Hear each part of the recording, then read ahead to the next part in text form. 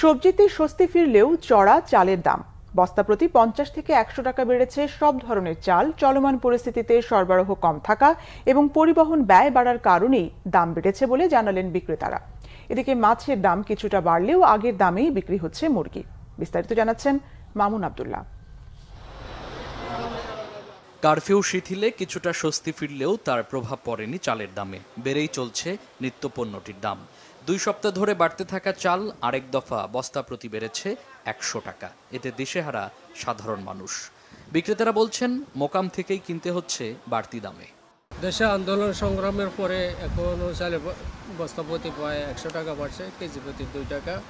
তো তার কারণ মেলারা বলতেছে ধরেন কিছুদিন মেল কলকারখানা তো এমনি বন্ধ ছিল, আর দ্বিতীয়ত গাড়ি ভাড়া বেশি। বাংলাদেশে তো কোনো একটা ইস্যু হলে স্বাভাবিকভাবে জিনিসপত্রের দাম বেড়ে যায়, এটা খুব স্বাভাবিক ব্যাপার। এটা মানে আজকের না, এটা দীর্ঘদিন ধরে মানে এই প্র্যাকটিস দীর্ঘদিন ধরে আছে। মাছের বাজারে আগের দামেই কেনা যাচ্ছে দেশি ও চাষের মাছ। সব ধরনের মাছই কেজিতে 50 থেকে 100 টাকা পর্যন্ত কমেছে। সাময়িক যে দুর্যোগের জন্য যে পরিমাণ দাম ছিল সেই তুলনায় আজকে সবজি মাছ সবকিছুর দামই মানে কম। গত সপ্তাহে তো কারফিউ ছিল, যার কারণে মাল আসতে পারে নাই। আর যা আসছে আমরা হলো যে গাড়ির ভাড়া ছিল দ্বিগুণ, যার কারণে প্রত্যেকটা মালের আপনার 50 টাকা 100 টাকা বেশি ছিল।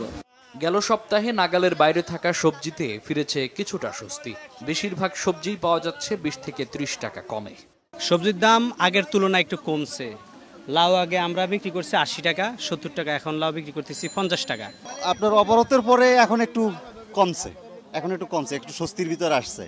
আগামী সপ্তাহ ছিল আপনার 200 টাকা কেজি মরিচ, এখন হচ্ছে আপনার 120 টাকা কেজি। সবগুলো সবজি আপনার 30 থেকে 40 টাকা করে কম পাওয়া যাচ্ছে। আগে ছিল কলাচিনি 130, এখন 135। সরবরাহ দুদিন ধরে ভালো, বেচাকিনাও দুদিন ধরে ভালো হইতেছে। আগে আন্দোলনে বেচাকিনা খারাপ ছিল আমাদের। গত সপ্তাহের মতোই সোনালী মুরগি 280 টাকা এবং ব্রয়লার বিক্রি হচ্ছে 180 টাকা কেজিতে। মামুন আব্দুল্লাহ, বাংলা ভিশন, ঢাকা।